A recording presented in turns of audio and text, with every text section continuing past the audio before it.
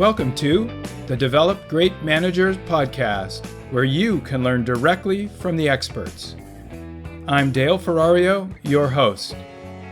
For more information and valuable insights, go to developgreatmanagers.com. Now, on to the show.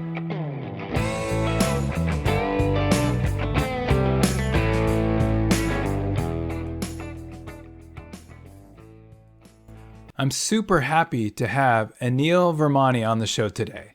Anil is an experienced technology executive, most recently with Adara. Anil has had the opportunity to work at some great companies, including VMware, Coraid, Juniper Networks, Stratus Computers, HP, and Wipro. During his time with these companies, Anil has managed all aspects of product development and support. Anil has his degree in computer science and through his career has worked on deep areas of technology across compute, networking, and storage. He's also had an opportunity recently to work in big data and machine learning. I got to know Anil while at Juniper. He was one of the seasoned leaders that I had the opportunity to work with while we were transforming the way JunOS was built and tested. Anil is a leader who is deeply technical, but is focused on his people. It is this combination that has made him successful, and it's the reason I wanted him on the show. I know you'll enjoy hearing from Anil. Hey, Anil, great to have you on the show today. I'm super excited. We got a chance to work together a couple of different times, and I've always really appreciated your style, your personality, and the way you manage people. So welcome to the show. Thank you, Dale. This is a great opportunity for me, and it's great to connect with you again and maybe share my journey with your listeners. Yeah, thank you. Appreciate it. So we're going to jump right into it. And the first question is kind of interesting because you and I only worked at big companies, but you've done the big company thing, you've done small companies, and I've only done the big company thing really, except for my nonprofit. But tell me a little bit about the difference between working for a big company, working for a small company, the pros and cons, because I think that might help our listeners really think about where they want to go. So Dale, working for a small company is very, very different, especially startups in the valley, right? It's every day is very unpredictable, right? There's chaos, but there's order in chaos. So say more about what's unpredictable. You know, what kinds of things surprise you every day? The basic thing is that you do not have enough resources to do everything. Right. And you could be just everything changes very quickly, and the whole environment is very agile. You could get a customer escalation, and you could just you might have to just stop development and look at the customer issue, or you might just decide to pivot and throw away the product you are building and build something completely new. So there are pros and cons there, right? One thing is that in a smaller company, you get to wear different hats. The learning rate for everybody in the company is immense.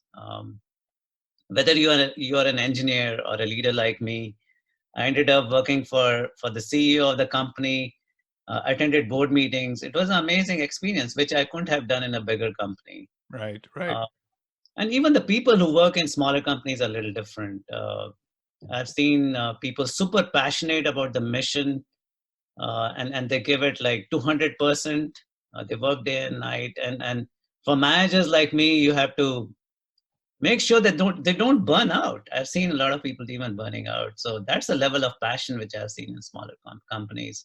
So it's a give and take. It's not a perfect situation, but it's in either case, right? In either case, yes.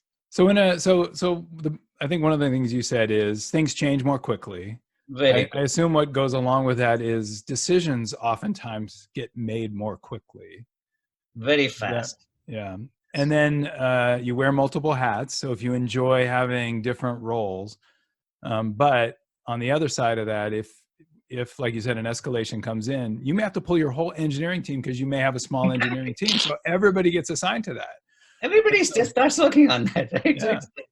So how do you balance things like features versus quality? Because as companies get bigger, you have maybe more resources, a larger customer base. How do you do that kind of balance in a small company?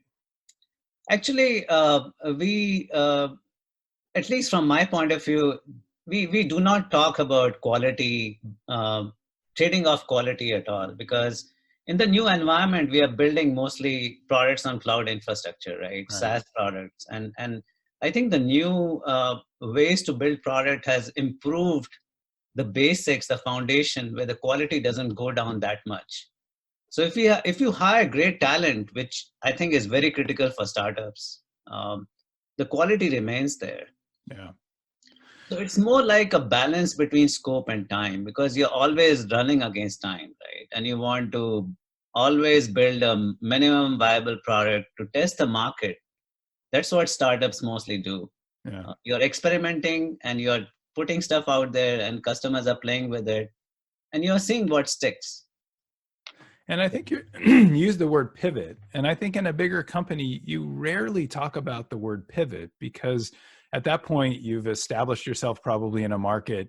Yeah. Got to continue to carry that. Even if you start some project or some products in a new area, you can't just completely pivot. But a smaller company, you may make a complete pivot and go in a different direction, maybe much more often, right? So I think that's a word that is used with small companies and not as much with big companies. You're right, Dale. And the latest example is in Adara.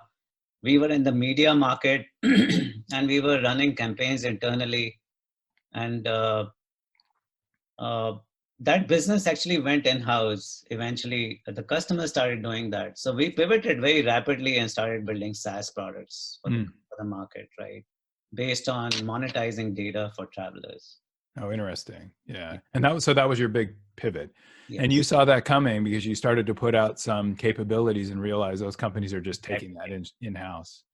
Yeah, so you have very good visibility into customers, because you're focused on a bunch of high value enterprise customers anyway. So you know what's going on. Yeah. You have to build those level of relationships with them. Oh, that's good. That's good. Okay, let's move on to the next one. I've focused this year on some of the topics that are most important to my listeners. And one of the topics that I wanted to focus on was around goals and goaling, and how do you decide how aggressive to make those goals. So I'd love for you to talk a little bit about how you use goals with your teams. Sure. And how do you decide which goals to propagate up and make those be the ones that you track? How do you decide how aggressive to make them? How do you treat it if you're off track with a goal or miss a goal? Talk a little bit about how you use them when you manage your teams. So Dale, if you're leading an organization or any team, goals are really critical to align against the priorities of the company, to make sure that every engineer in my team really understands what they are building, what is the meaningful difference they are making to the bottom and the top line of the company, right? So I look at it as a key alignment tool, and also a tool by which I can define the priorities of my organization, because we have so many things to do, right? And the resource pool is always very limited, and you want to focus folks to build products, right? And uh, I believe in goals which are chunked down per quarter. Um, So you and, don't and like them to be too long. You like to make sure that you can see that endpoint. Yeah. yes, and mostly many times you have objectives which you're tracking down for the whole year, and a year is a long time frame. And actually the new frameworks like Agile, where you have a sprint cycle of 2 to 4 weeks, helps a lot in that regard, because you can see what you're building through demos and in small chunks. And there's this new, it's not new actually, the OKR is a different goal strategy, which is very popular in the Valley at this point. So I started using that some time back, and it kind of chunks it down per quarter, right? And you can look at it monthly as to what progress you're making against your objectives, Okay. and then course correct accordingly, because whatever you think or plan, things don't go that way. Especially like you said, in a small company, you may have pivoted in a quarter, right? Those goals are out the window. So Exactly. when you think about how aggressive to make them as well, I always struggled with this, because like you said, part of that is getting your team align to what's most important. And sometimes it really helps you make those trade-offs, right? Like, okay, we're out of resources, but we got to focus on these couple things. But how do you decide how aggressive to make them, to really challenge Yeah, your team versus make it be something they don't feel like they can accomplish? that's a really good question, Dale. I like stretch goals. Um, to me, 80% is 100%. Now, does that mean you made 80% of the goal or you made 80% of your goals? How do you think about that? 80%. Yeah, 80% of your goal, not goals. If they're mostly in my teams, there are two top goals, right? So you can't really, you have to focus on both of them. Yeah, okay. I like stretch goals because if you challenge people, they get motivated and they know that and if you stretch them, they learn new capabilities faster. So it's also a tool for. I really believe in becoming better as a human being and an organization, better tomorrow than what you are today, right? Against your own baseline. Yeah, So yeah. that helps a lot. And another thing which I've used goals for is um, like making sure that the teams and the managers are focused on career development, right? So simple goals like having one-on-ones, focus on those conversations is also very important to me. So I want to drill into that 80% again, even though I was laughing, Yeah, you were laughing about that. When you work with your team on developing a goal and yeah, you say, I don't know, we need to sell 10,000 widgets, yes. do you let them know that if they achieve 80% of that, you're going to No. feel good? No. Okay. So how Uh, do you do I that? think You say, you got to achieve 100% because you want them to really stretch. But as you get closer and closer to the end, or even after the quarter is over, do you let them know, hey, that was a stretch and I'm comfortable that we made 80% and celebrate that victory? How do you do that? I think Dale, when I set goals, it's more of a conversation with the team. So we get together in a room and we discuss, right? And uh, the team, all of us kind of know that, hey, this is going to be a stretch goal. Yeah. And I think the buy-in from the team is very important, whether it's a stretch goal or not, right? Um, so making sure that everybody's on the same page and understands that, hey, there'll be some challenges here. And what are the challenges which we foresee? And then trying to remove those barriers or impediments for the team, right, as we move along is very important for me. Yeah. Yeah. So I think that's how I think about it. It's kind of a little bit of a gray zone. No, I know. And that's why I wanted to talk about it, because I think sometimes you look at a goal and it feels very black and white. And you and I have never, at least I have never been in sales. So I think a sales goal is usually very black and white. Very black and white. You got $1 million target, that's your goal. Exactly. And you get, typically they don't appreciate 80% of that goal. They No. do, accelerators when you go beyond.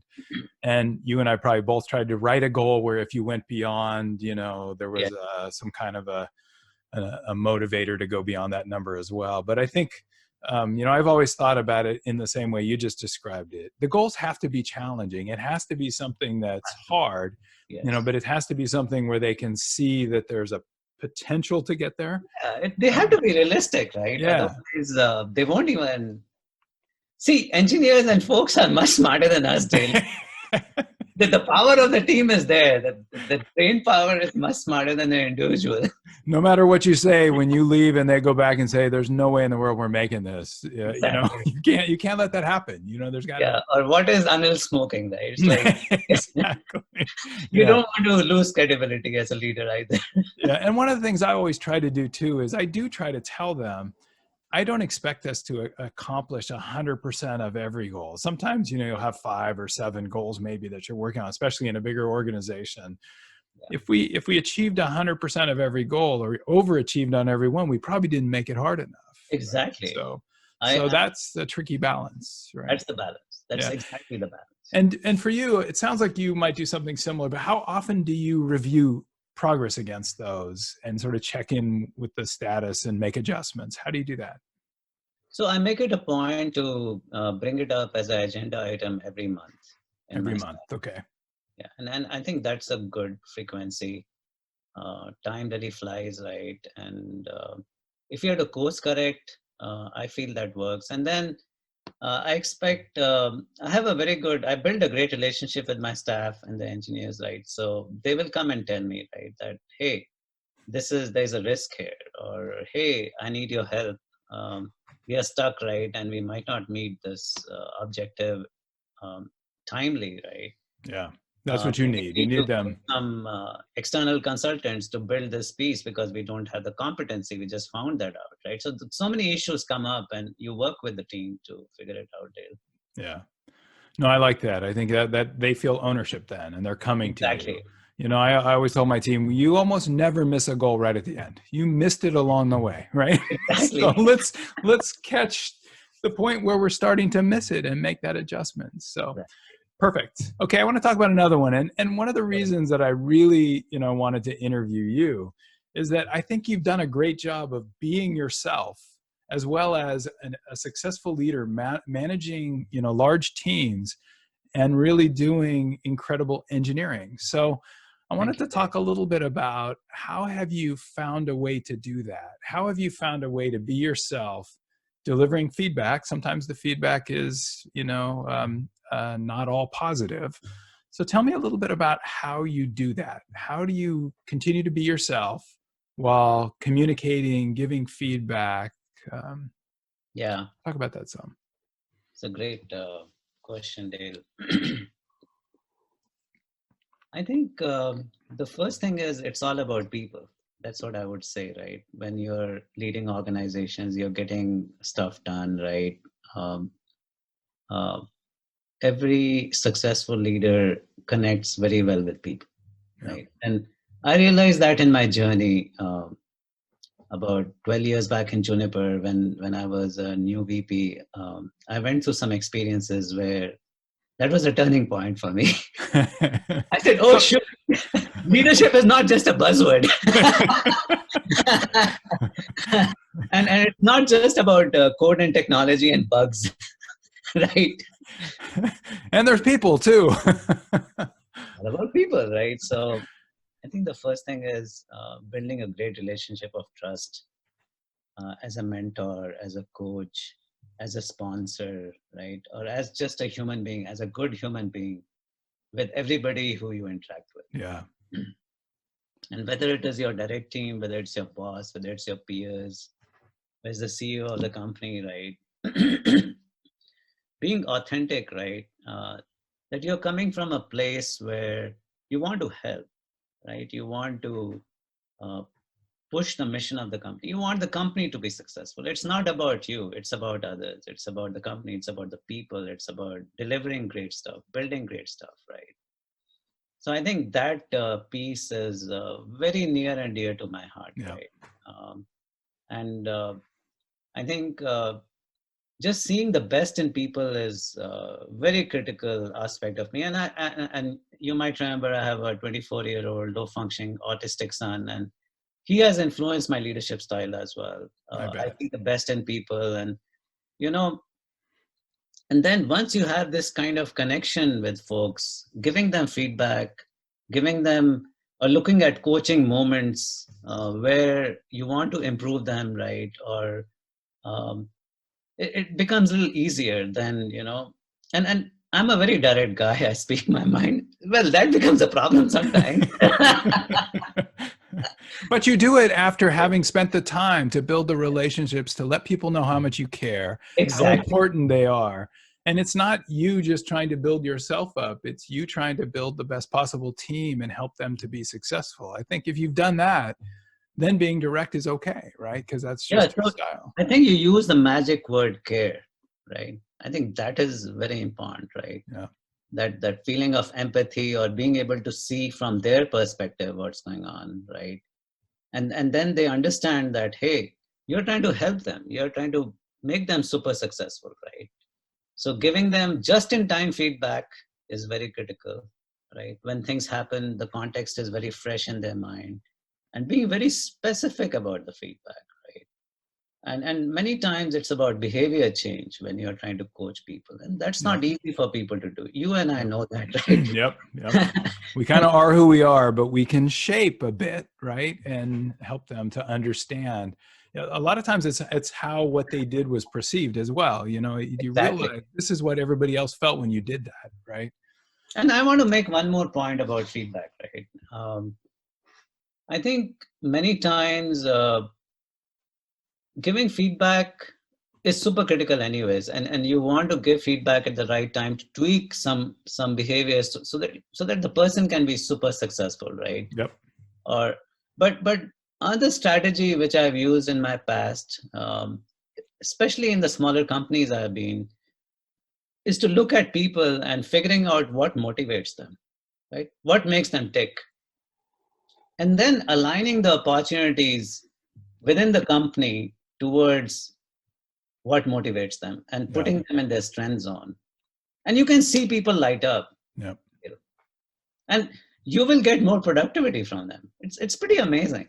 So that No, seems to have worked for me. I think that is such great advice. I remember the mistakes I've made in putting people into the wrong role and finally realizing that was my mistake. It's not really that they're a bad person. It's Same because here. I Yeah. put them into the wrong role. I move them into a different role and they bloom, right? And off they go.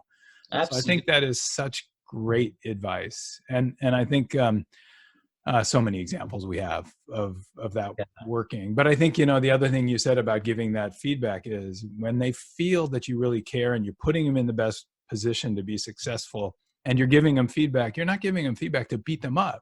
You're giving No, them feedback to help them understand how to be more successful, right? exactly. And then once you have that relationship with them, they will come and ask you for life advice. Yeah. This is amazing, right? I feel really honored to help them, and they Yeah. take me very seriously. I Yeah. said, "What?" Well, but I think that's respect. And I think especially, you know, I see that in the Valley. I haven't lived many other places, but you Yes. know, what comes around goes around, I But guess, however you say that. But oftentimes you'll be able to reach out to somebody and they remember how you treated them. exactly. And you probably have the same situation. I reach out to people like you and I say, would you mind being on my show? And you're like, of course I'll be on your show. I think it's because we have mutual respect. We developed respect for each other in how we operate. And I think So, it's Dave, really, you made a very good point. I just want to make a little addition to that, right? There is, if you become a manager of a new team or you choose a management track, there's a difference between the mindset that the people work for you versus you work for the people. yeah, Some call it servant leadership. That's a big word. I won't use that, but that's how I look at my team, right? That hey, I'm a resource to help them succeed, right? And build great products. So I work for them. I'm the impediment bulldozer, right?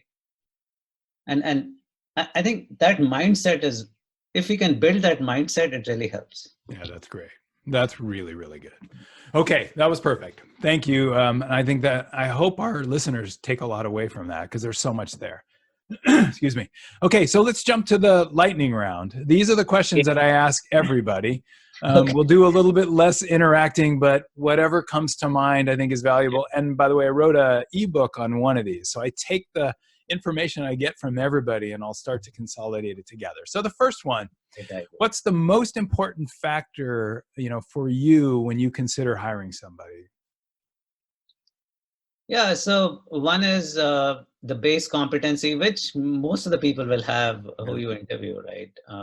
But the other factors are more important to me, like the fit within the team, whether the person is able to operate as within a team structure, right? I think that's very critical. And you look at the attitude piece of it, how humble the person is, right?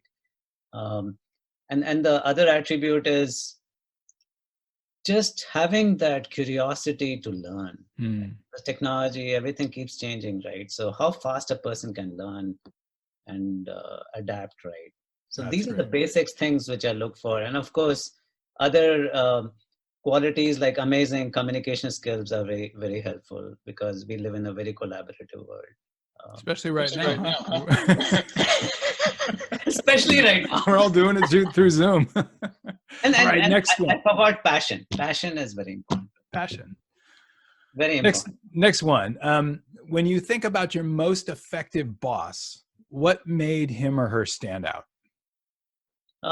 Just the ability to empower me, trust, the level of trust in me, and just being out there as a sponsor to help out on any problems which I have, or if I need a budget for my teams to send them for some learning opportunities, being there, right? Just, being there as somebody who is there to support me, and I feel empowered to go do my job. That's Perfect. how I would characterize the best bosses I've had in my Perfect. family. And I love that one because that makes us all think about, do we actually do that well? Because that's what we love. Exactly. All right. It's easy to Next. say it. Exactly. What was the most difficult transition you ever made in your career? Ooh, that's a good one. Couple come in my mind. One is when I became a new manager, it was very hard. Became a new manager of my own team. So how do you delegate then doing the stuff yourself, which you know you can do very fast, right? And versus teaching somebody to fish, right? Yeah. The second was when I started running a team of more than 100 engineers cross geography. That needs a very different skill set. Yeah, no kidding. Those are the two big transitions. That's Dave. good. That's good. Oftentimes people will mention when you become the manager of the team you're a part of as a huge challenge. That's a huge challenge, and I went through that challenge. Very embarrassing. All right, next one. How do you approach helping? You probably talked about this already because you've talked about how you work with people, but how do you approach helping someone with their career development or their career path? Yeah, so recently I started using, I've noticed people don't give much thought to their career path, right? So recently I've used this approach, which is interesting. I just tell them to send me a write-up, spend 15 minutes and think about what makes them tick. And then have a conversation and ask them probing questions after that. And things just come out and makes them good. think in a different way. Boy, that's a simple tool too. I love that. Yeah. That's great. Okay. What tools and tricks do you use to find your work-life balance? That is always work in progress. Everybody's working on that one.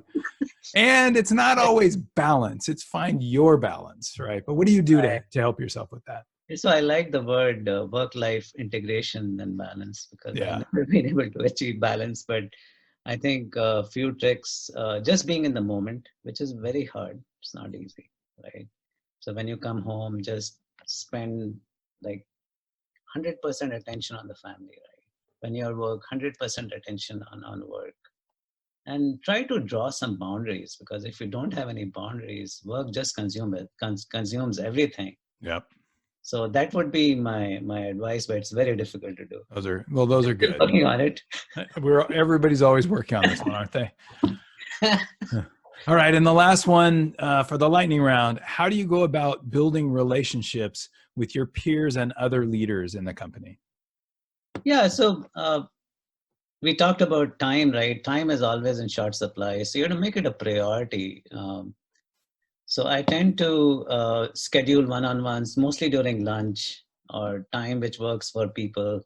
And I kind of think about who are the main influencers, the stakeholders, who I need support from, and I could also help them, right? And be very deliberate about it, and go talk to them and be very much in active listening mode, right? And being there to help them, give them ideas on the problems they are facing and so on. And I think that relationship is nothing but give and take, Dave. Yeah. So that once I started doing that, it became a little easier for me. Otherwise, these kind of things, they just get lost in the shuffle of everyday urgency. Yeah. Well, I like that. Schedule the time. Yes. That way you make sure that you make it a priority. Be very deliberate about it. Yeah. Well, thank you, Anil. That was awesome. I mean, there are so many good tidbits in there. Probably, we'll go back and I'll pull some of those out, but that was great. Thanks for the time. Hey, Dale, I really enjoyed the conversation. It was amazing. Pretty fun. It was good fun. Thanks a lot for your time today. Great to share the tricks with your listeners. Thank you. See you. Thank you so much for listening. If you like what you heard, there are more podcasts available on developgreatmanagers.com, on iTunes, or wherever you get your podcasts. And if you have time, please post a comment, or better yet, please write a review. Talk to you in the next podcast.